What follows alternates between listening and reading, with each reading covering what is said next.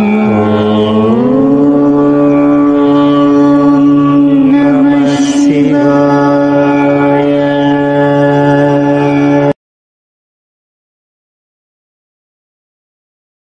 గురుభ్యో నమః. శ్రీమాత్రే నమః. ముసలితనంలో ఎవరి భాగ్యంలో సంతాన సుఖం ఉండదు. ఇప్పుడు మనం చెప్పుకునే 4 మాటలు మీకు ముసలితనంలో చాలా ఉపయోగపడతాయి. ప్రతి ఒక్కరి జీవితంలోనూ కూడా ముసలితనము అనేది తప్పకుండా వస్తుంది. మీరు గొప్పవారైనా పేదవారైనా, మీరు బుద్ధివంతులైనా మూర్ఖులైనా, అందంగా ఉన్నా అందవిహీనంగా ఉన్నా, మీరు బలంగా ఉన్నా బలహీనంగా ఉన్నా ముసలితనం రాకుండా అయితే ఉండదు. ఇది సత్యము. ఇది కూడా సత్యమే.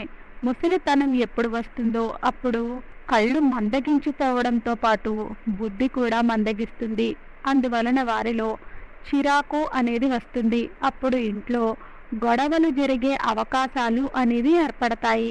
అటువంటి పరిస్థితుల్లో కొడుకు కోడలు వీరిపైన దృష్టి పెట్టడం మానేస్తారు. ఒక పక్క ముసలితనము, శరీరము అనారోగ్యాలతో బాధపడుతూ ఉంది. ఇక కొడుకు కోడలు వారిని శ్రద్ధగా చూసుకోకపోయినట్లయితే ముసలితనము ఇంకా దుఃఖభరితమవుతుంది కదా. ఈరోజు మనం చెప్పుకునే విషయం ఏమిటంటే, ముసలితనంలో ఏ విషయాలను ఎప్పుడూ గుర్తుంచుకోవాలి. దాని వలన ముసలితనంలో దుఃఖము ఇంకా మనకి ఎటువంటి కష్టాలు కూడా రాకుండా ఉంటాయి. ఇంకా మనం తెలుసుకుందాము ముసలితనంలో ఎవరి భాగ్యంలో సంతాన సుఖం ఉండదు అని. చాలా కాలం క్రితము ఒక నగరంలో ఒక ధనవంతుడు ఉండేవాడు.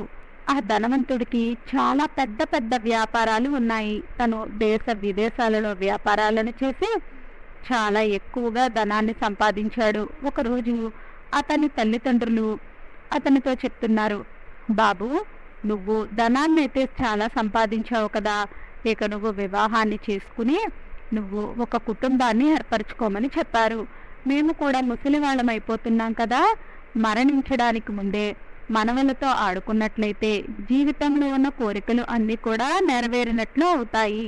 ఇంటికి కోడలు వచ్చిందంటే మాకు కూడా కొంచెం విశ్రాంతి లభిస్తుంది కదా అని వాళ్ళు చెప్పారు. ఈ ప్రపంచంలోనే ఒక నియమం ఉంది కదా, మనకు ఏదైతే సుఖంలాగా అనిపిస్తుందో ఆ సుఖము మన నుండి ఎప్పుడూ కూడా దూరంగా ఉన్నన్ని రోజులు మాత్రమే అది మనకి సుఖంలాగా కనిపిస్తుంది. మనము దానిని పొందిన తర్వాత అదే మనకు దుఃఖంలాగా అనిపిస్తూ ఉంటుంది. దూరం నుంచి చూసినప్పుడు రేగిస్తాన్లో దూరంలో నీళ్లు ఉన్నట్లుగా కనిపిస్తూ ఉంటాయి. ఎవరైతే దాహంతో ఉన్న వ్యక్తి నీళ్ల కోసం తిరుగుతూ ఉంటాడో ఆ వ్యక్తి వాటిని నిజంగానే నీళ్లు అనుకుని చాలా సంతోషపడిపోతాడు. కానీ దగ్గరికి వెళ్ళి చూసేసరికి అక్కడ నీళ్లు ఉండవు. అలాగే ప్రపంచంలోని సుఖాలు కూడా దూరంగా ఉన్నప్పుడు అన్ని సుఖాలలాగే కనిపిస్తాయి. దగ్గరకు వచ్చినట్లయితే అవే దుఃఖాలుగా మారిపోతాయి. తల్లిదండ్రులు కూతురికి వివాహాన్ని చేసి చాలా సంతోషపడిపోతూ ఉంటారు. అబ్బాయి తల్లిదండ్రులు కోడలు వస్తుంది అంటే సంతోషపడతారు. కోడలు వచ్చింది అంటే మాకు కొద్దిగా సుఖం వస్తుంది అని. కానీ కోడలు వచ్చిన తర్వాత సమయం గడుస్తూ ఉంటుంది. మెల్లిమెల్లిగా అన్ని మారిపోతూ వస్తాయి. ఏదైతే ఆలోచించారో దానికి అన్ని కూడా రివర్స్ లోనే జరుగుతూ ఉంటుంది. ఏ కొడుకుని అయితే తెలుసుకుని ఏ కోడలిని అయితే తెలుసుకుని మనసులో సుఖాల గురించి కలలను కన్నారో ఈరోజు వాటి వలన దుఃఖాలే లభిస్తూ ఉన్నాయి. వారి దౌర్భాగ్యాన్ని తలుచుకుని వారు బాధపడుతూ ఉన్నారు. ఏం చెయ్యాలి అని.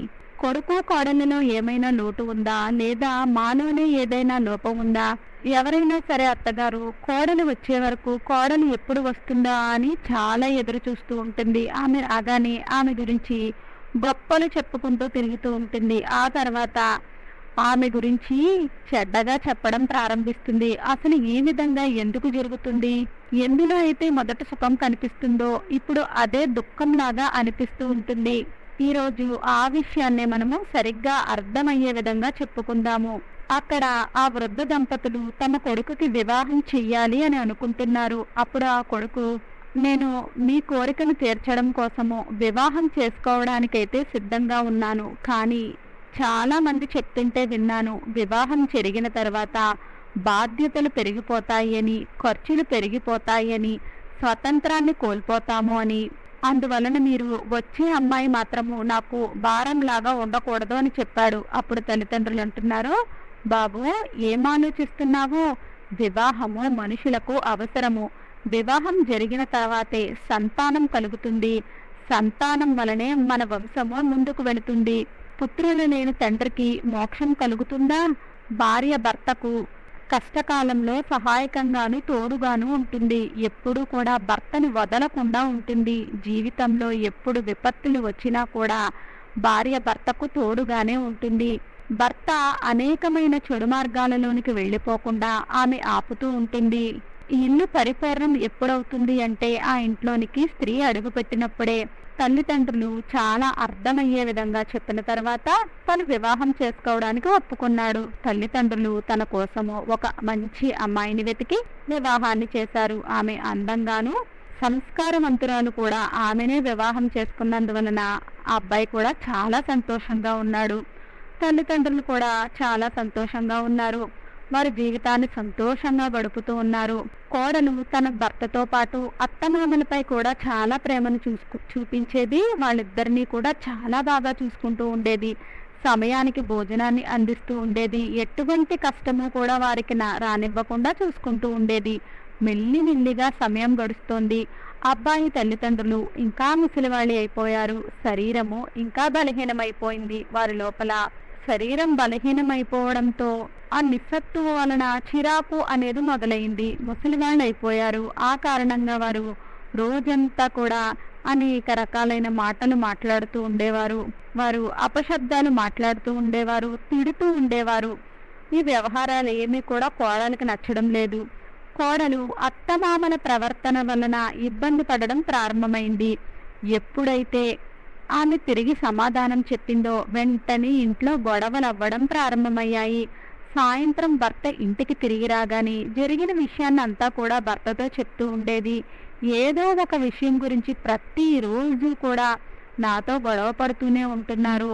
వారికి ఒక్కటే ఉద్దేశము, నేను ఇంటికి వదిలి వెళ్ళిపోవాలి అని వారు అనుకుంటూ ఉన్నారు. వారి మాటలు నాకు ఏ మాత్రము కూడా నచ్చడం లేదు అని చెప్పేసరికి ఆ మాటలు విని కొడుకు తల్లిదండ్రులకు చెప్తూ ఉన్నారు. మీరిద్దరూ కోడలితో ఈ విధంగా ఎందుకు ప్రవర్తిస్తున్నారు? తల్లిదండ్రులు అంటున్నారు, మీ భార్య మాతో వ్యర్థంగా గొడవ పడుతోంది. మేము ఏ పని చేస్తున్నా కూడా తనకు నచ్చడం లేదు. మేము ఏదైనా చెప్తుంటే తను వినడం లేదు. చెప్పిన గంటకో 2 గంటలకో మా మాట వింటుంది. తల్లిదండ్రులు చెప్పిన మాటను విని భార్యేమో తన భార్యపై ఆరోపణలు చేస్తున్నారు. భార్య చెప్పినప్పుడేమో తల్లిదండ్రులు తప్పు చేస్తున్నట్లుగా అనిపిస్తుంది.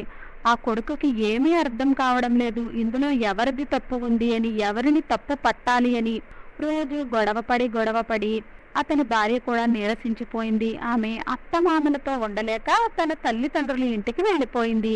అక్కడ తండ్రి కూతురును చూడగానే కూతురు అత్తవారింటికి ఒంటరిగా వచ్చింది. వెంటనే తండ్రికి అర్థమైపోయింది, నా కూతురు ఖచ్చితంగా అక్కడ ఏదో గొడవ పెట్టుకునే వచ్చింది అని.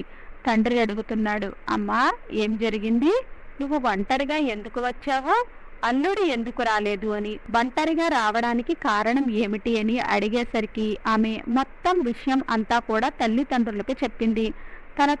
తన తండ్రితో చెప్తోంది, నేను నిర్ణయించుకున్నాను, ఎప్పటి వరకు అయితే ఆ ముసలి అత్తమామలు ఆ ఇంట్లో ఉంటారో అప్పటి వరకు నేను ఆ ఇంటికి వెళ్ళను. ప్రతిరోజు కూడా గొడవలతో నా జీవితము నరకమయమైపోయింది. నేను చావలేకపోతున్నాను, బ్రతకలేకపోతున్నాను. అందువలన నేను అక్కడికి వెళ్ళను. కూతురు చెప్పిన మాటలు విన్న తర్వాత తల్లిదండ్రులు అంటున్నారు, నువ్వు వచ్చేసావు కదా, ఇది నీ ఇల్లే, నువ్వు ప్రశాంతంగా ఉండు. నీకు తెలుసు కదా, ఏ అమ్మాయి కూడా తండ్రి ఇంట్లో రోజులను గడపకూడదు. తనకు ఎప్పటి వరకు అయితే వివాహం జరగదో అప్పటి వరకే తల్లిదండ్రుల ఇల్లు ఆమె ఇల్లు అవుతుంది. వివాహం జరిగిపోయింది అంటే అత్తవారిల్లే ఆమెకు అసలైన ఇల్లు. ఏది జరిగినా కూడా నువ్వు దుఃఖం భరిస్తూ నీ ఇంట్లోనే ఉండాలి. ప్రతి మనిషి జీవితంలోనూ కూడా ఇలా జరుగుతూనే ఉంటుంది. వాటి గురించి మనము దుఃఖపడకూడదు. నువ్వు నీ అత్తమామల వల్ల బాధపడి వచ్చేసావు, కానీ నువ్వే చెప్పు ఒక్క మాట, వాళ్ళు ముసలి వాళ్ళు అయిపోయారు. సమయం గడిచిపోవడం వలన వారికి ఆలోచన శక్తి కూడా తగ్గిపోయి ఉండవచ్చు. నువ్వే వారి మాటలను అర్థం చేసుకోవాలి. ముసలి వాళ్ళు ఏవైనా అన్నా కూడా ఆ మాటలను నువ్వు పట్టించుకోవద్దు అని చెప్తూ ఉన్నాడు. దానికి కూతురు అంటుంది, నాన్న మీరు చెప్పిందంతా కూడా నిజమే, కానీ నేను ఎన్ని రోజుల పాటు ఈ విధంగా భరించడానికి కూడా ఒక హద్దు ఉంటుంది కదా. వాళ్లకు నేను సమయానికి భోజనాన్ని పెడుతున్నాను. వారు అడిగిన ప్రతి పనిని కూడా నేను సమయానికే చేస్తూ ఉన్నాను. అయినా కూడా వారు నన్ను చెడ్డగా మాట్లాడుతున్నారు. అనేక రకాలైన మాటలు నా గురించి బయట వాళ్లతో ప్రచారం చేస్తూ ఉన్నారు.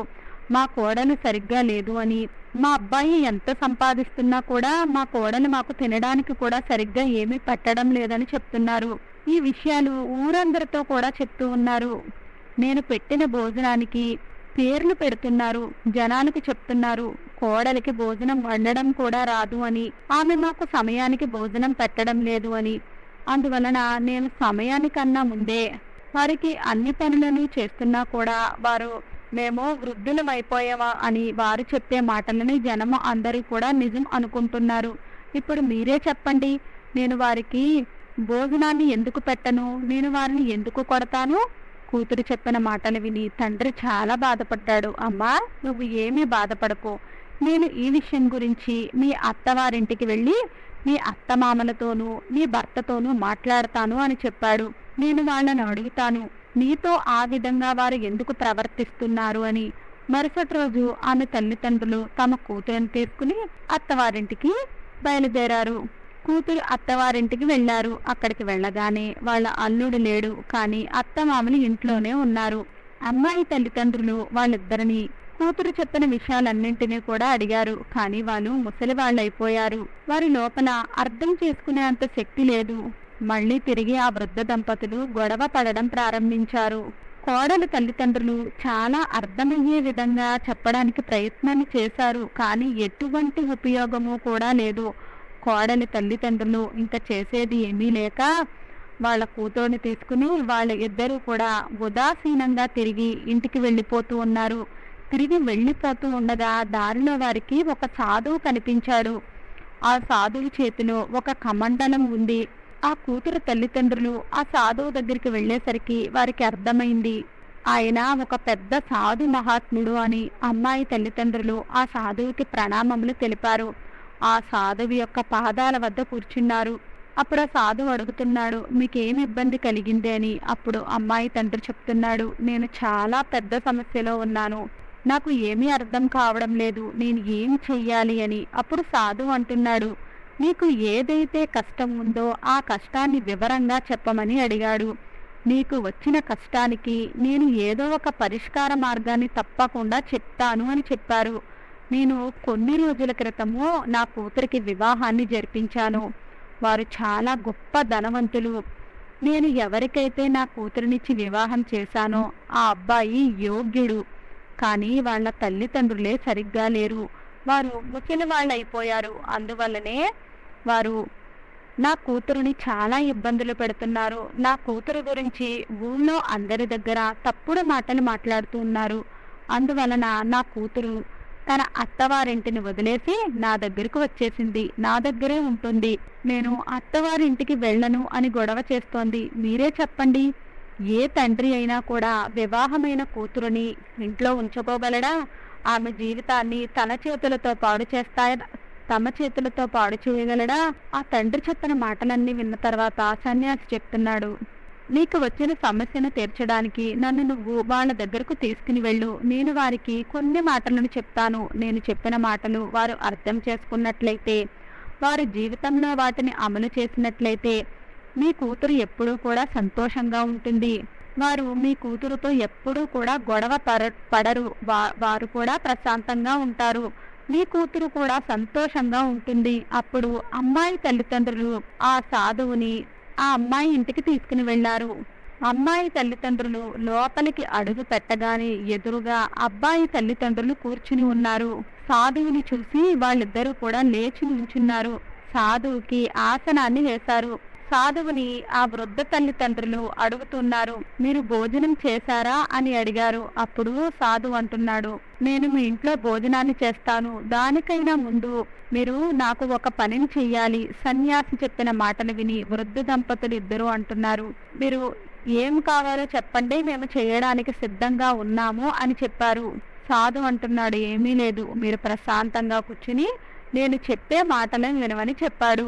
ముందు మీరు నేను చెప్పే మాటలను ధ్యాస పెట్టి వినండి, అప్పుడే నేను మీ ఇంట్లో భోజనాన్ని చేస్తాను అని చెప్పాడు. సాధువు చెప్తూ ఉన్నాడు, నేను విన్నాను మీరు ముసలివాళ్ళు అయిపోయారు అని. ముసలివాళ్ళు అయిపోయిన కారణంగా మిమ్మల్ని జనాలు ఇబ్బంది పెడుతూ ఉంటారు. ఇంట్లో కోడలు కూడా మిమ్మల్ని చాలా ఇబ్బంది పెడుతుంది. సన్యాసి చెప్పిన మాటలు విన్న వృద్ధ దంపతులు ఇద్దరూ కూడా చెప్తున్నారు, మీరు సరిగ్గా చెప్పారు, మేము ముసలివాళ్ళం అయిపోయాము. మా కోడలు మమ్మల్ని పట్టించుకోవడం లేదు. ఆమె ఎప్పుడూ కూడా మమ్మల్ని ఇబ్బంది పెడుతూనే ఉంది. ఆమెకు తెలియడం లేదు ఏ విధంగా అయితే మేము ఈరోజు ముసలివాళ్ళం అయిపోయామో అదే విధంగా కొన్ని రోజుల తర్వాత తనకి కూడా ముసలితనం వస్తుంది. అది అంతా తెలుసు కూడా ఆమె మా ఇద్దరిని చాలా బాధ పెడుతుంది. అప్పుడు సాధువు చెప్తున్నాడు, మీరు ఏమీ బాధపడకండి, నేను మీకున్న సమస్తమైన కష్టాలను కూడా దూరం చేస్తాను. దానికోసమే నేను చెప్పే మాటలను మీరు నమ్మాలి. నేను చెప్పే మాటలను మీరు విని వాటిని మీరు జీవితంలో పాటించారు అంటే అప్పుడు చూడండి, మీరు ప్రతిరోజు కూడా చాలా సంతోషంగా ఉంటారు. మీరు సుఖంగా జీవించడం కోసమే నేను మీకు ఈ మాటలను చెప్తున్నాను. వీటిని మీరు జీవితంలో ఉపయోగించినట్లయితే మీరు ఖచ్చితంగా ఎప్పుడూ కూడా సంతోషంగా ఉండవచ్చు. మీ కొడుకు కోడలు కూడా మిమ్మల్ని ఇబ్బంది పెట్టరు. ఆ సాధువు ముసలి వాళ్లకు ఉపదేశాన్ని చెప్తూ ఉన్నారు. మొదటి మాట చెప్తూ ఉన్నారు, ఎప్పుడూ కూడా ఈ విషయాన్ని గుర్తు పెట్టుకోమని చెప్పారు. మాట్లాడేటప్పుడు మీ మాటలపై ధ్యాస పెట్టండి. ఎందుకంటే మీ మాటలకు ఎంత శక్తి ఉంది అంటే మాటల ద్వారా ఎవరి మనసునైనా గెలుచుకోవచ్చు. అదే మాటల ద్వారా ఎవరి మనసునైనా దుఃఖింప చెయ్యవచ్చు. అందువలనే ఎప్పుడూ కూడా మాటలపై ధ్యాస పెట్టండి. మీరు నమ్మండి. మీరు ఇప్పుడు నాతో మాట్లాడుతూ ఉన్నారు. మీరు మాట్లాడే విధానం సరిగ్గా లేకపోయినట్లయితే నేను ఇక్కడ కూర్చుంటానా? వెంటనే కోపంతో వెళ్ళిపోతాను. నేను మీతో కలవలేను కదా. నేను మీకు ఈ విషయాలేమీ చెప్పలేను కదా. నేను మీతో మాట్లాడే ప్రతి మాటను కూడా ఒక్కసారి ఆలోచించుకోండి, అర్థం చేసుకోండి. మాటలలో మాధుర్యం ఉండదు. ఆ మాటలు విషంతో సమానమైనవి. మీరు మాట్లాడుతూ ఉంటే మీ మాటలలో విషాన్ని చిందుతూ ఉంటే అటువంటి సమయంలో మీరు మాట్లాడడం కన్నా కూడా మౌనంగా ఉండడమే మంచిది. మీరు ఏదైనా మాట్లాడే ముందు ఒక్కసారి ఆలోచించుకోవాలి, నేను ఏదైతే మాట్లాడుతూ ఉన్నానో ఆ మాటలు ఎదుట వాళ్ళకి ఏమైనా ఇబ్బందిని కలిగిస్తున్నాయా అని, నేను మాట్లాడే మాటల వలన ఎదుట వాళ్ళకి ఏదైనా ఉపయోగం ఉందా, ఇవన్నీ ఆలోచించిన తర్వాతే మనము మాట్లాడాలి. ఎప్పుడైతే మనుషులు ముసలివాళ్ళు అయిపోతారో వారి శరీరంలోనికి అనేక రకాలైన అనారోగ్యాలు వచ్చేస్తాయి. వారికి అనిపిస్తూ ఉంటుంది, ఇప్పుడు నేను సరిగ్గానే మాట్లాడుతున్నాను అని. కానీ ఆ మాటలు ఎప్పుడు కూడా ఎదుట వాళ్ళకి ముళ్ళులాగా గుచ్చుకుంటూ ఉంటాయి. అందువలన ఎప్పుడు మాట్లాడినా ఆలోచించి మాట్లాడండి. ముసలి దంపతులు ఇద్దరు కూడా సాధువు చెప్పిన మాటలు విని అంటున్నారు, సరే ఈ రోజు నుంచి మీరు చెప్పిన ఈ మాటలను మేము జీవితంలో పాటిస్తాము. అప్పుడు సాధువు రెండవ విషయాన్ని చెప్తూ ఉన్నాడు, మనం ఎప్పుడూ కూడా ఎదుట వాళ్ళ సమయాన్ని వారి పరిస్థితులను అర్థం చేసుకునే ముందుకు వెళ్ళాలి. మీకు ఆకలిగా ఉంటుంది. ఆ సమయంలో మీ కోడలు వంట చేస్తూ ఉండవచ్చు. ఆ సమయంలో మీరు భోజనాన్ని అడిగినట్లయితే ఆమె భోజనాన్ని ఎక్కడ నుండి తీసుకుని వస్తుంది? ఆ సమయంలో ఇంకా భోజనమే తయారు కాలేదు. ఆ సమయంలో మీరు అరుస్తూ ఉంటే అక్కడ కోడలికి ఆ కేకలు విని కోపం వస్తుంది కదా. మీకు కూడా సమయానికి భోజనం కూడా లభించదు. మీ ఇద్దరి మధ్యలో గొడవలు ప్రారంభమవుతాయి. అందువలనే మనం ఆలోచించాలి, మనం ఏదైనా అడిగినప్పుడు ఆ సమయంలో లభిస్తుందా లేదా అని. ఎదుట వాళ్ళు మనకి వస్తువులు ఇవ్వడానికి సిద్ధంగా ఉన్నారా లేదా? మీ కోడలు స్నానం చేస్తుంది, ఆ సమయంలో మీరు ఏదో ఒక వస్తువుని అడిగారు. ఆ సమయంలో మీరు అడిగిన వస్తువుని ఆమె తీసుకుని వచ్చి ఇవ్వలేకపోవచ్చు. ఆమె స్నానం చేసిన తర్వాత మీ దగ్గరకు ఆ వస్తువును తీసుకుని వస్తుంది. ఆ విషయం మీకు నచ్చకపోయినట్లయితే, నేను ఎప్పుడు అడిగాను తను ఇవ్వలేదు, ఎంత లేటుగా వచ్చింది, ఆమె మీ మాటలను పట్టించుకోలేదు, ఈ విషయాలన్నీ ఆలోచించి మీకు కోపం వచ్చేస్తుంది. ఇంట్లో భేద భావాలు రావడం ప్రారంభమవుతాయి. మీరు అర్థం చేసుకోవాలి, ముసలితనానికి యవ్వనానికి అంతరం ఉంటుంది కదా. యవ్వనంలో ఉండగా మనము ఎదుట వాళ్ళ కోసం సంపాదిస్తాము. అందువలన మనకి ఎదుట వాళ్ళపై అధికారం ఉంటుంది. యవ్వనంలో ఉండగా మన కాళ్ళ మీద మనం నిలబడి ఉంటాము, సామర్థ్యాన్ని కలిగి ఉంటాము. యవ్వనంలో ఉండగా మనం ఏదైతే కోరుకుంటామో వాటన్నింటినీ కూడా మనం సాధించుకోగలుగుతాము. కానీ ముసలితనం వచ్చిన తర్వాత మనం ఎదుట వాళ్ళపై ఆధారపడతాము. ఎదుట వ్యక్తుల ముందు తమ పనిని తాము చేసుకుంటారు, తర్వాత మీ మాటలు వింటారు. ఎవరైనా ఏదైనా పనిలో బిజీగా ఉంటే వారి పని పూర్తి అయిపోయిన తర్వాత మీ పనిని చేసి పెడతారు. అందువలన మీరు ఎప్పుడూ కూడా ఈ విషయాలపై ధ్యాస పెట్టండి. ఒక్కొక్కసారి ఇలా కూడా జరుగుతూ ఉంటుంది. మీరు మీ కోడలు ఏదో ఒక పని మీద బయటకు వెళ్ళి ఉండవచ్చు, ఆమె ఇంట్లో లేదు. మీరు ఏదో అడుగుతూ ఉంటారు, ఆ విషయం ఆవిడ చెవుల వరకు వెళ్ళకపోవచ్చు. ఆ పరిస్థితుల్లో మీకు మీ కోడలు ఆ వస్తువు తెచ్చి ఇవ్వలేకపోవచ్చు. ఒక్కొక్కసారి ఆమెకు అనారోగ్యం వచ్చి ఉండవచ్చు. అనారోగ్యం కారణంగా మీరు అడిగినప్పుడు ఆ వస్తువులను ఆమె తెచ్చి ఇవ్వలేకపోవచ్చు. అలాంటి సమయంలో మీరు ఆ విషయాల గురించి కోపాన్ని చూపించకూడదు. అప్పుడు మీరు అనుకుంటూ ఉంటారు, మా కోడలు మా మాట వినడం లేదు అని. ఆమె ఎలా వింటుంది? అనారోగ్యంతో ఉన్న వ్యక్తి తన పనినే తను సరిగ్గా చేసుకోలేదు కదా. అందువలన మీరు సమయాన్ని, పరిస్థితులను అర్థం చేసుకోవాలి. మనం ఎప్పుడు ఎవరిని ఏ వస్తువు అడుగుతున్నామో ఆ సమయంలో వారు అది ఇవ్వడానికి సిద్ధంగా ఉన్నారా లేదా అని. సన్యాసి చెప్పిన మాటలు ముసలి దంపతులు చాలా ధ్యాస పెట్టి వింటున్నారు. వారు చెప్తున్నారు, మేము ఈ విషయాలన్నింటినీ కూడా ఈ రోజు నుంచి మా జీవితంలో పాటిస్తాము అని. అప్పుడు సాధువు చెప్తున్నాడు, ముందుగా మీరు చూడండి కోడని ఇవ్వడానికి సిద్ధంగా ఉందా లేదా అని. సాధువు చెప్తున్నాడు, ఇప్పుడు మీకు నేను మూడో విషయాన్ని చెప్తున్నాను. ఒక్కొక్కసారి భోజనంలో ఏదో ఒక లోటు రావచ్చు. భోజనం ఒక్కొక్కసారి రుచిగా ఉండకపోవచ్చు. భోజనం రుచిగా లేదని ఆమెపై మీరు గొడవ పడకూడదు. మీరు ఆమెను అర్థం చేసుకోండి. మీరు భోజనాన్ని తింటూ ఉన్నారు, ఆమె భోజనాన్ని తయారు చేసి తీసుకుని వచ్చింది. ఆమెకు చాలా పనులు ఉంటాయి కదా. ఆ సమయంలో ఒక్కొక్కసారి 2-3 పనులను ఒకేసారి చేయడం వలన వంటలో ఏదో ఒక పొరపాటు చేయవచ్చు. మీరు ఆ భోజనం తిన్న వెంటనే భోజనం బాగాలేదు అని నానా రకాలుగా మాట్లాడుతూ ఉంటే ఆమె చాలా బాధపడుతుంది కదా. ఆమెను అవమానించినట్లుగా భావిస్తుంది. ఒక్క విషయాన్ని గుర్తు తెచ్చుకోండి, మీరు యవ్వనంలో ఉండగా మీరు కూడా వంట చేసినప్పుడు మీ వల్ల కూడా ఏదో ఒక తప్పు జరిగే ఉంటుంది కదా. అప్పుడు మీ తల్లిదండ్రులు మీతో ఇలానే ప్రవర్తించారా? ఆ సమయంలో మీ తల్లిదండ్రులు ఈ విధంగా ప్రవర్తించినట్లయితే మీకు ఎలా అనిపించి ఉండేది? అందువలన మనము ఎదుట వాళ్ళ పనులలో తప్పులను ఎంచి ఎప్పుడూ కూడా చూపించకూడదు. అది స్త్రీలైనా పురుషులైనా కూడా తప్పులు అందరూ చేస్తారు. భోజనం తయారు చేసేటప్పుడు ఆమెతో చెప్పండి, ఈ రోజు భోజనంలో ఈ లోటు ఉంది. ఆ విషయాన్ని మీరు ప్రేమగా చెప్పినట్లయితే ఆమె కూడా ధ్యాస పెట్టి వింటుంది. మీరు మాట్లాడే మాటల వలన ఆమె బాధపడదు. ఆమె అత్తమామలు చాలా మంచివాళ్ళు అని అనుకుంటుంది. ఏమైనా విషయం ఉన్నా కూడా ప్రేమగా ఆమెకు అర్థమయ్యే విధంగా చెప్పండి.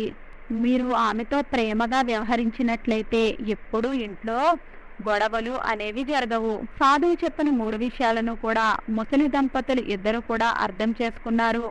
వారు సాధువుతో చెప్తున్నారు, మీరు చెప్పిన 3వ విషయాన్ని కూడా మేము పాటిస్తాము అని. సాధువు వారికి 4వ విషయాన్ని చెప్తూ ఉన్నాడు. 4వ విషయం ఏమిటి అంటే, కుటుంబంలో లోటు ఏదైనా ఉన్నట్లయితే ఆ లోటు గురించి ఎవ్వరికీ కూడా చెప్పకూడదు. ఒకవేళ మీ ఇంట్లో ధనానికి ఇబ్బందిగా ఉన్నట్లయితే, ధనానికి ఇబ్బందులుగా ఉన్నప్పుడు గొడవలు జరుగుతూ ఉంటాయి. లేదా ఇంకా ఏదైనా విషయం గురించి గొడవ జరిగినా, మీ కోడలు మంచిగా లేకపోయినా, మంచి భోజనాన్ని వండకపోయినా, మీ మాట వినకపోయినా, మీ కుటుంబంలో ఏ విషయం గురించి ఏ సమస్య ఉన్నప్పటికీ కూడా ఆ సమస్యను ఎదుట వాళ్లకు మీరు చెప్పకండి. మీరు అలా చేయడం అస్సలు మంచిది కాదు. మీరు బయట వాళ్లకు మీ ఇంట్లో ఉన్న విషయాలను అన్నిటినీ కూడా చెప్పినప్పుడు మీరు వెళ్ళిపోయిన తర్వాత మీ వెనకాల వారు రకరకాలైన మాటలను మాట్లాడుకుంటూ ఉంటారు. మిమ్మల్ని ఎగతాళి చేస్తారు. వారు మీ కొడుకు కోడలికి ఒకవేళ ఈ ఇంట్లో మీరు చెప్పిన విషయాలను వారు చెప్పినట్లయితే మీ ఇంట్లో గొడవలు ఇంకా పెరిగిపోతాయి కదా. మీరు ఆ విధంగా చేసినట్లయితే మీ కొడుకు కోడల దృష్టిలో మీరు ఇంకా దిగజారిపోతారు. అందువలన ఎదుట వాళ్లకు మన ఇంట్లో సమస్యలను ఎప్పుడూ కూడా చెప్పకూడదు. మీరు అలా చేయడం వలన ఇంట్లో సమస్యలు అనేవి పెరిగిపోతూ వస్తాయి. తర్వాత మీ కొడుకు కోడలికి సమాజంలో విలువ కూడా ఉండదు. కొడుకు నలుగురిలో ఏదైనా మంచి విషయాలు మాట్లాడవలసి వచ్చినప్పుడు వాళ్ళు ఏదైనా మంచి విషయాలు చెప్తూ ఉన్నట్లయితే అక్కడ ఉన్న మనుషులు వారి మొహం మీదే అంటారు, నీ భార్య నీ తల్లిదండ్రుల విషయంలో అలా ప్రవర్తిస్తుంది, ఇలా ప్రవర్తిస్తుంది, నువ్వు ఇక్కడ ఉపదేశాలు చెప్తున్నావా అని మీ కొడుకుకి గౌరవ మర్యాదలు లభించవు. మీ కొడుకుని మొహం మీదే చెడు మాటలు మాట్లాడతారు. ముసలితనంలో మీరు మీ కొడుకుని ఇబ్బందుల పాలు చేస్తారా? అందువలన మన ఇంట్లో విషయాలు ఎప్పుడు కూడా బయట వాళ్లకు చెప్పకూడదు. ఒక్కొక్కసారి మీ ఇంట్లో జరుగుతున్న గొడవలు బయట వాళ్ళ చెవిలో పడుతూ ఉంటాయి. అలా బయట వాళ్ళ చెవిలో పడినప్పుడు, ఇంట్లో విషయాలు వాళ్ళకి తెలిసినప్పుడు, వారు మీకు హాని చెయ్యాలి అని అనుకునేవారైతే ఈ గొడవల వలన వారు లాభాలను పొంది మీకు హాని చేసే అవకాశాలు కూడా ఉన్నాయి. మీ ఇంటిని సర్వనాశనం చేస్తారు. సాధువు చెప్పిన 4వ విషయాన్ని కూడా విన్న వృద్ధ దంపతులు అర్థం చేసుకున్నారు. వారు అంటున్నారు, మహాత్మా, ఈ రోజు నుంచి ఈ విషయాలన్నింటినీ కూడా మా జీవితంలో మేము పాటిస్తాము. మా వల్ల చాలా తప్పు జరిగిపోయింది. మేము మా గురించి, మా కుటుంబం గురించి, మా ఇంటికి సంబంధించిన విషయాలన్నింటి గురించి, కొడుకు కోడలు గురించి, చుట్టుపక్కల వాళ్లకు చాలా విషయాలను చెప్పాము. మా వల్ల చాలా తప్పైతే జరిగిపోయింది. మేము సరిగ్గా ప్రవర్తించలేదు. మేము కోపంలోనే అన్నాము కోడలు సరిగ్గా లేదు అని, మా కుటుంబ పరిస్థితులు సరిగ్గా లేవు అని, కోడలు మాకు సమయానికి భోజనం పెట్టడం లేదు అని, కోడలు మంచిది కాదు అని మేము ఈ మాటలన్నీ కూడా ఊరిలో అందరికీ చెప్పాము. అప్పుడు సాధు అంటున్నాడు, మీరు చేసిన ఈ పనులే మీ దుఃఖానికి కారణాలయ్యాయి. మీరు మీ ఇంటి విషయాలను ఊరందరికీ చెప్పారు. ఎవరైతే ఈ విధంగా చేస్తారో వారికి ఏదో ఒక రోజు ఈ పరిస్థితి వస్తుంది. ఆ కారణంగా మీరు దుఃఖాలను కూడా అనుభవించవలసి వస్తుంది. అందువలన నేను చెప్పిన మాటలను వినండి. ఏదైతే విషయాలు మనం ఇప్పటి వరకు చెప్పుకున్నామో ఆ విషయాలను మీరు జీవితంలో పాటించండి. మీకు ముసలితనంలో ఈ విషయాలు చాలా ఉపయోగపడతాయి. ఏ వ్యక్తి అయితే వారి జీవితంలో ఈ విషయాలను పాటిస్తారో వారి జీవితంలో ఎప్పుడూ కూడా దుఃఖాలను చూడవలసిన అవసరమే రాదు. ఎప్పుడూ వారి జీవితంలో వారు సంతోషంగానే ఉంటారు. వారింట్లో ఎప్పుడూ కూడా సుఖ సంతోషాలు అనేవి ఉంటాయి. వారి కుటుంబంలోనికి ఎటువంటి విపత్తులు కూడా రావు. ఆ ఇంట్లో ఎప్పుడూ కూడా సంతోషాలు ఉంటాయి. మీరు ఈ విధంగా ఉన్నట్లయితే ముసలితనంలో కూడా పిల్లలు మీరు చెప్పే మాటలను వింటారు, మిమ్మల్ని జాగ్రత్తగా చూసుకుంటారు. ఆ విధంగా సాధు మహాత్ముడు 4 విషయాలను కూడా చెప్పారు. ఆ వృద్ధ దంపతులు చెప్పారు, మీరు చెప్పిన ఈ 4 విషయాలను కూడా మేము తప్పకుండా పాటిస్తాము. ఇప్పుడు మీరు భోజనాన్ని చేయండి అని. అప్పుడు సాధువు చెప్తున్నాడు, నా మాటలు ఇంకా పూర్తి కాలేదు. నా మాటలు ఎప్పుడు సమాప్తమవుతాయి అంటే మీ కొడుకు కోడలు కూడా నా ఎదురుగా వచ్చినట్లయితే వారికి కూడా నేను కొన్ని మాటలను చెప్తాను. నేను వారికి కూడా కొన్ని మాటలను చెప్పాలి. మీరు ముందు మీ కొడుకుని కోడలిని పిలవండి, ఆ తర్వాత నేను భోజనాన్ని చేస్తాను అని అన్నారు. అప్పుడు కొడుకుని కోడలిని పిలిచారు. కొడుకు కోడలు వచ్చి సాధువుకి నమస్కరించుకున్నారు. అక్కడే కూర్చుని సాధువు చెప్పే మాటలు వింటున్నారు. అప్పుడు సాధువు చెప్తున్నారు, నేను ఇప్పుడు చెప్పే మాటలు మీరు విన్నట్లయితే మీకు జీవితంలో చాలా ఉపయోగపడతాయి. సాధువు చెప్తున్నాడు, అమ్మా, ఎవరైతే యవ్వనంలో ఉంటారో వారికి శక్తి అన్నది ఎక్కువగా ఉంటుంది. వారు ఎప్పుడు కూడా ఆడుతూ పాడుతూ ఎగురుతూ గంతుతూ సంభంగా వారి పనులన్నింటినీ పూర్తి చేసేసుకుంటూ ఉంటారు. ఆ సమయంలో వారు చాలా తెలివితేటలను కలిగి ఉంటారు. కానీ ఒక్క విషయంపై ధ్యాస పెట్టాలి. ఇంట్లో ముసలి తల్లిదండ్రులు కానీ అత్తమామలు కానీ ఉన్నట్లయితే వారు ఏదో ఒక మాటను చెప్తూ ఉంటారు. ఆ మాటపై మీరు ధ్యాస పెట్టాలి. వారు ఏదైనా ఒక మాట అన్నప్పుడు మీకు ఏదైనా బాధ కలిగినా కూడా యవ్వనంలో ఉన్నవారే అర్థం చేసుకోవాలి. ఎందుకంటే వాళ్ళు ముసలి వాళ్ళు అయిపోయారు కదా, అందువలన వారికి బుద్ధి మందగిస్తూ ఉంటుంది. యవ్వనంతో పోల్చుకుంటే ముసలితనంలో మెదడు కొంచెం తక్కువగా పనిచేస్తుంది. వారికే తెలియదు వారు ఏం మాట్లాడుతున్నారు, ఏం మాట్లాడాలి అని. వారు అన్న మాటలను పట్టించుకుని ఎప్పుడూ కూడా చింతించకండి. ముసలి వాళ్ళు ఏదో ఒకటి అంటూనే ఉంటారు. వారి మాటలను ఎప్పుడూ కూడా పట్టించుకుని ఆ విషయాల గురించే ఆలోచిస్తే మనము బాధపడవలసి వస్తుంది. దాని వలన కుటుంబం అంతా కూడా బాధపడవలసి వస్తుంది కదా. ఎందుకంటే ముసలితనంలో వారు ఏం మాట్లాడుతున్నారో వారికి తెలియదు. ఒకవేళ మీ అత్తమామలు ఏదైనా ఒక మాట అన్నా, మీ మనసు కష్టపడేలా మాట్లాడినా, మీ భర్తతో మీరు సరిగ్గా భోజనాన్ని తయారు చేయడం లేదు అని చెప్పినా మీరు వాటన్నింటినీ కూడా ఎక్కువగా మెదడుకు తీసుకోవద్దు. మీరు వేటికి కూడా సమాధానాలు ఇవ్వకండి. వాటిపైన ఎక్కువగా ధ్యాస పెట్టి ఆలోచన చెయ్యకండి. నేను ఏదో చేసిన చిన్న తప్పు వలన భోజనంలో ఏదో లోటు జరిగింది, అది సరిచేసుకోవాలి అని సరిపెట్టుకుంటూ ముందుకు వెళ్ళండి. ఎందుకంటే ముసలి వాళ్ళు చాలా జీవితాన్ని చూశారు కదా, వారు చాలా జీవితాన్ని జీవించిన అనుభవం అయితే వారి దగ్గర ఉంది. వారికి తెలుసు అసలు పిల్లలు ఏ పని చేస్తే మంచిది, ఏ పని చేస్తే మంచిది కాదు అని. ఒకవేళ పిల్లలు ఏదైనా తప్పు మార్గంలో వెళుతున్నట్లయితే వారు అనుభవంతో వాటిని వారు ఆపే ప్రయత్నాలను చేస్తారు. వారి మాటలను ఎప్పుడూ కూడా చెడుగా అనుకోవద్దు. వారి అనుభవం ఆధారంతో వారు మీకు కొన్ని మాటలను చెప్తూ ఉంటారు. వారికి తెలుసు మీరు ఏం చేస్తే మంచి జరుగుతుంది, లాభాలు కలుగుతాయి అని, మీరు ఏం చేస్తే ఇబ్బందులను ఇరుక్కుంటారు అని, మీకు దుఃఖం కలగకూడదు అనే వారు విషయాలను చెప్తూ ఉంటారు. కొడుకులు కూడా అర్థం చేసుకోవాలి. వృద్ధులైన తల్లిదండ్రులు ఏదో ఒక మాట అంటారు, అది మనకి మంచి జరగాలని చెప్తూ ఉంటారు. ముసలివారి బుద్ధికి యువత బుద్ధికి చాలా తేడా ఉంటుంది. వారు మనతో గొడవ పడతారు, ఒక్కొక్కసారి తిడతారు. వాటన్నింటినీ కూడా మనం సహించాలి. మనం వారితో గొడవ పడకూడదు. మనం వారితో గొడవలు పడుతూ ఉన్నట్లయితే మన జీవితంలోనే ఇబ్బందులు పెరిగిపోతూ వస్తాయి.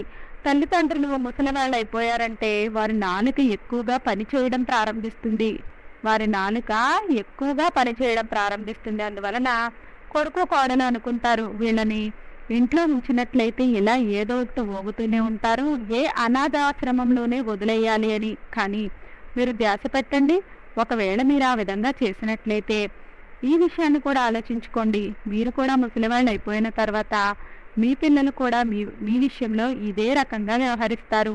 ఏ విధంగా అయితే మీరు చేస్తున్నారో మన వృద్ధులైన తల్లిదండ్రులతో లక్షల ఇబ్బందులు ఉన్నా కూడా మనం వారిని ఎప్పుడూ కూడా జాగ్రత్తగానే చూసుకోవాలి. ఎవరైతే తమ తల్లిదండ్రులను జాగ్రత్తగా చూసుకుంటారో వారు జీవితంలో దుఃఖాలను చూడరు. మీరు మీ తల్లిదండ్రులు ఏదైనా మిమ్మల్ని తప్పుగా తిట్టినా లేదా ఎవరికో తెలియకుండా డబ్బులు ఇచ్చేస్తుంటారు, ఏదో పొరపాటు జరిగిపోయింది, మీరు వారిపైన అరవకండి.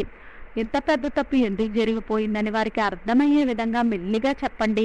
మీరు ఏ విధంగా చేయడం వల్ల ఈ రోజు మేము ఎన్ని ఇబ్బందులు పడుతున్నామో చూడండి అని ఆ విషయాన్ని వారికి అర్థమయ్యేలాగా చెప్పండి. మళ్ళీ ఇంకొకసారి తప్పు జరగకుండా చూసుకోండి. మీ తల్లిదండ్రులకు ప్రేమగా నచ్చ చెప్పండి. అంతేగాని వారిని కొట్టడం కానీ తిట్టడం కానీ అటువంటి పనులను ఎప్పుడూ కూడా జీవితంలో చేయవద్దు. ఎవరైతే ఆ విధంగా చేస్తారో, తల్లిదండ్రులను తిడతారో, తమ తల్లిదండ్రులను కొడతారో వారి జీవితంలో గుర్తుంచుకోండి, ఒకరోజు పూర్తిగా వారు సర్వనాశనమే అయిపోతారు. కోడలు ఎప్పుడు కూడా ఈ విషయాన్ని ఆలోచించాలి. అత్తమామలు తమ కోడలిని ఏదో ఒక మాట అంటారు. కోడలు చిన్న విషయాన్ని పెద్దదిగా చేసి తన భర్తకు చెప్పడము, ఏడవడము ప్రారంభిస్తుంది. చిన్న చిన్న విషయాలనే పెద్దదిగా చేసి తమ తల్లిదండ్రులకు చెప్తూ ఉంటుంది. అలా చేయడం వలన చిన్న విషయము పెద్ద సమస్యకు మూలమవుతుంది. ప్రతి కోడలు కూడా ఈ విషయంపై ధ్యాస పెట్టాలి. అప్పటి వరకు ఆమె జీవితం సంతోషంగానే ఉంటుంది. అందువలన ఎప్పుడూ కూడా కోడలు ప్రతి చిన్న విషయాల్ని కూడా భూతద్దంలో చూడకూడదు. అప్పుడు వృద్ధ తల్లిదండ్రులు అంటున్నారు, సాధు మహాత్మా మీరు రాగానే మాకు ఒక మాట ఇచ్చారు గుర్తుందా, మా ఇంటిలో భోజనం చేస్తాను అని. అప్పుడు సాధు మహాత్ముడు అంటున్నాడు, ఈ రోజు నుంచి నిర్ణయించుకోండి, ఎప్పుడూ కూడా మీ కొడుకుని కోడలిని కూడా మీరు ఎప్పుడూ కూడా ఇబ్బంది పెట్టను అని మీరే ఒక నిర్ణయాన్ని తీసుకోండి. అప్పుడు ఆ వృద్ధ తల్లిదండ్రులు అంటున్నారు, నేను మీకు మాట ఇస్తున్నాను, ఈ రోజు నుంచి మీరు చెప్పిన మాటలను మేము జీవితంలో ఖచ్చితంగా పాటిస్తాము. ఆ తర్వాత సాధు మహాత్ముడు కొడుకు కోడల దగ్గర కూడా మాట తీసుకున్నాడు. వారు కూడా ఆ ముసలి దంపతులకు ఎటువంటి ఇబ్బందిని కూడా కలగనివ్వము అని మాట ఇచ్చారు. తర్వాత సాధువు చెప్తూ ఉన్నాడు, ముందుగా మీరు ఇచ్చిన మాటను పాలించండి. ఎప్పుడైతే ఇంట్లో ప్రశాంతంగా ఉంటారో ఆ ఇంట్లోనికి సంతోషాలు అనేవి వస్తాయి. అప్పుడే నేను వచ్చి మీ ఇంట్లో భోజనాన్ని చేస్తాను. ఆ మాటలు చెప్పి మహాత్ముడు అక్కడ నుండి వెళ్ళిపోయాడు. కోడలు తల్లిదండ్రులు కూడా అక్కడ నుండి ఇంటికి వచ్చేశారు. ఆ వృద్ధ తల్లిదండ్రులు సాధువు చెప్పిన మాటలను వారింట్లో పాటించడం ప్రారంభించారు. వారింట్లోనికి సుఖ సంతోషాలు వచ్చాయి. మొదట్లో కోడలి మొహాన్ని చూడగానే చిరాకు పడుతూ ఉండేవారు. ఇప్పుడు అదే కోడలు సంస్కారవంతురాలిలాగా వారికి కనిపించడం ప్రారంభించింది. కోడలు కూడా తన అత్త మామలను చాలా మంచిగా చూసుకోవడం ప్రారంభించింది. ఆమె తన అత్త మామలను తల్లి తండ్రులలాగా చూసుకోవడం ప్రారంభించింది. మెల్లిమెల్లిగా కుటుంబంలోనికి శాంతి వచ్చింది. ఏ గొడవలు లేని కారణంగా ఆమె భర్త కూడా ప్రశాంతంగా ఉండడం ప్రారంభించారు. చాలా రోజులు గడిచిపోయాయి. అప్పుడు అమ్మాయి తల్లి భర్తతో చెప్తుంది, అమ్మాయిని అత్తవారింట్లో వదిలి చాలా రోజులవుతుంది, మనకి ఎటువంటి సమాచారం కూడా లభించలేదు.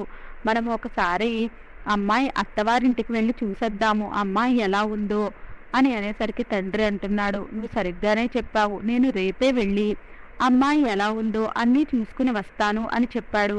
తండ్రి తన కూతురు ఇంటికి మరుసటి రోజే వచ్చాడు. తను చూసేసరికి తన కూతురు తన అత్తమామలతో చాలా ప్రేమగా ఉంది. అత్తమామలు కూడా తమ కోడలిని తల్లిదండ్రుల్లాగా చూసుకుంటూ ఉన్నారు. కుటుంబంలోని వారందరూ కూడా ఎంతో ప్రేమగా ఆనందంగా ఉన్నారు. అదంతా చూసి అమ్మాయి తండ్రి అనుకుంటున్నాడు, ఇది అదే కుటుంబము, ఎంత ప్రేమగా ఉంది.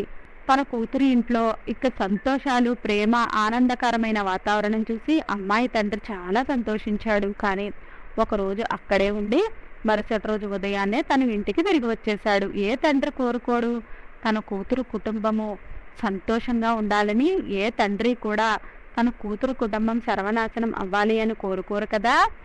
అందువలన ప్రతి ఒక్కరూ కూడా తమ జీవితంలో ఈ చిన్న చిన్న నియమాలను పాటించినట్లయితే వారి ఇల్లు ఆనంద నిలయమవుతుంది. వీడియో నచ్చినట్లయితే లైక్ చేయండి. వీడియో నచ్చినట్లయితే మన విరాట్మతర ఛానల్ని లైక్ చేయండి, షేర్ చేయండి, సబ్స్క్రైబ్ చేసుకోండి. వీడియో నచ్చినట్లయితే కామెంట్ బాక్స్లో జై శ్రీరామ్ అని తప్పక కామెంట్ చేయండి.